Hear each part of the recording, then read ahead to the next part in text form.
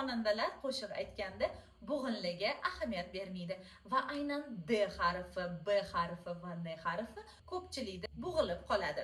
Hozir esa sizlarga bitta mashqni ko'rsataman va aynan shu mashqni men bilan birga qilib boring va bo'g'inlarni bemalol kuylab olishni o'rganing. 1, 2, 3, 4.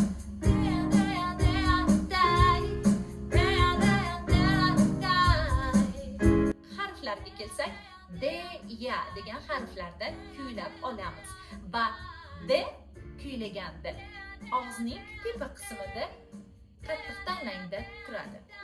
Y harfi esa sal ega berib, lekin yumshoq tanlanga o'tmaydi.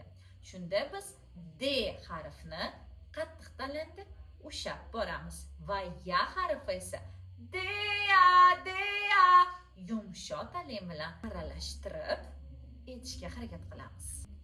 Ana endi mansiz va o'zinglar 1, 2, 3, 4.